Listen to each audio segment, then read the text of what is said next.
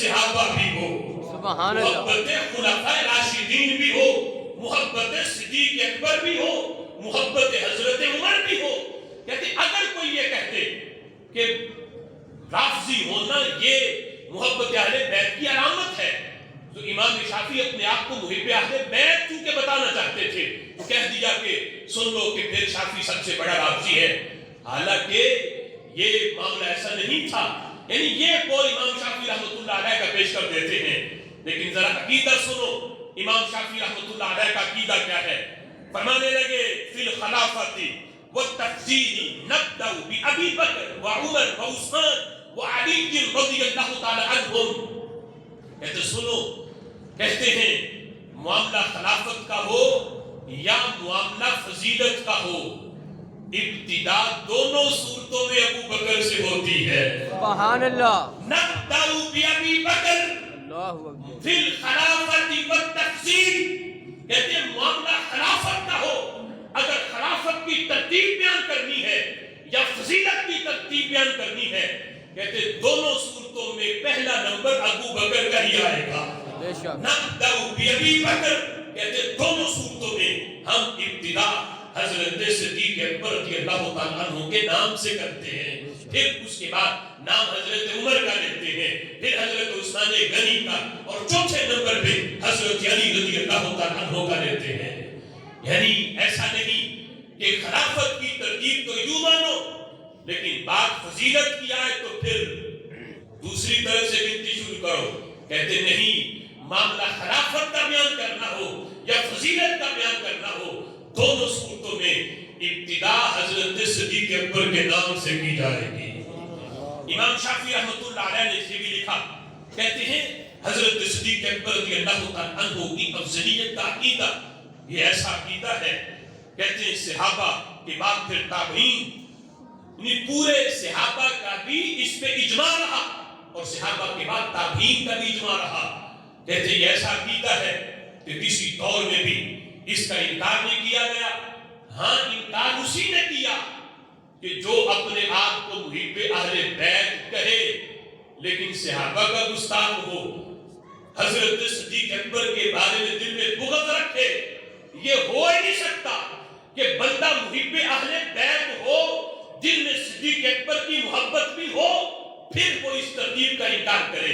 کہتے جس کے دل میں دونوں محبتیں ہوگی وہ خلافت بیان کرے گا پھر بھی ترتیب یہی ہوگی، وہ فضیلت بیان کرے گا پھر بھی ترتیب یہی ہوگی. امام احمد بن حنبل رحمۃ اللہ علیہ آپ فرماتے ہیں، توجہ سے سننا، کہ یہ عقیدہ یہ ایسا نہیں کہ جو آج گڑا گیا، یہ عقیدہ ایسا نہیں کہ جو محض ایک علاقے کے علماء کا اجماع ہو.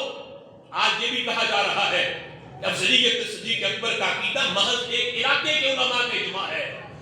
ہم بتانا چاہتے ہیں ایک علاقے کا نہیں، ہر علاقے کا اجماع ہے. بے شک، ایک صدی کا نہیں، ہر صدی کا اجماع ہے اس عقیدے پہ کہ حضرت صدیق اکبر کو اللہ نے ہر لحاظ سے پہلا نمبر دیا ہے. بے شک، امام احمد بن حنبل کہتے ہیں من قال ابو بکر و عمر و عثمان و علی فہو صاحب سنہ.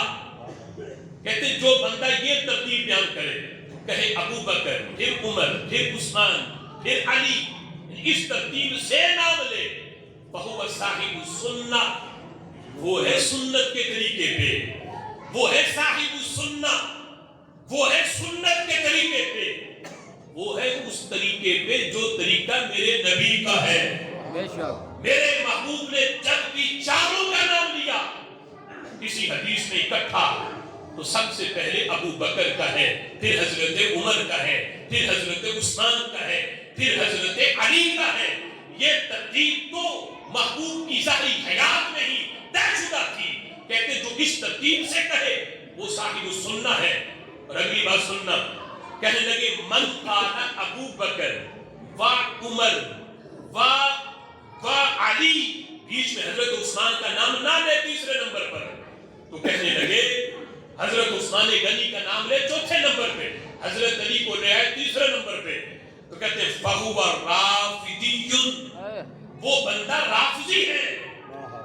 اب سنو امام احمد بن حنبل کا قول جو حضرت علی کو محض تیسرے نمبر پہ لائے، تو امام احمد بن حنبل کہتے ہیں وہ بندہ رافضی ہے، وہ رافضی ہو گیا جس نے تھوڑی سی ترتیب خراب کی کہ حضرت علی رضی اللہ تعالیٰ عنہ کو حضرت عثمان غنی سے پہلے لے آیا اور حضرت عثمان غنی کو بعد میں ذکر کیا، کہتے وہ بندہ رافضی ہو گیا۔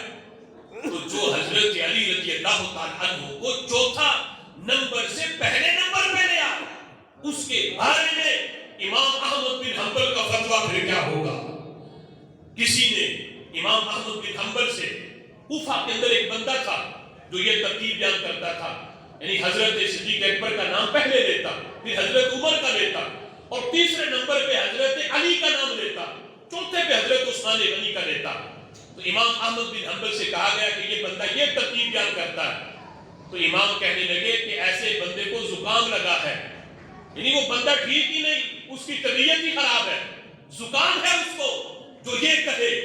اب اندازہ کرو جو حضرت علی کو نمبر تیسرا دے، حضرت عثمان غنی کی جگہ پہ لا، اسے تو امام احمد بن حنبل کے قول کے مطابق زکام کا مرض ہے، اور جو نمبر ہی پہلا دے دے ٹی بی سے نیچے مرض پھر نہیں کہہ سکتے، یا یہی کہیں گے کہ بندے کی عقل ہی سلامت نہیں، عقل اس کی جواب دے گی یہ ویسی مجنون ہے، پاگل ہے۔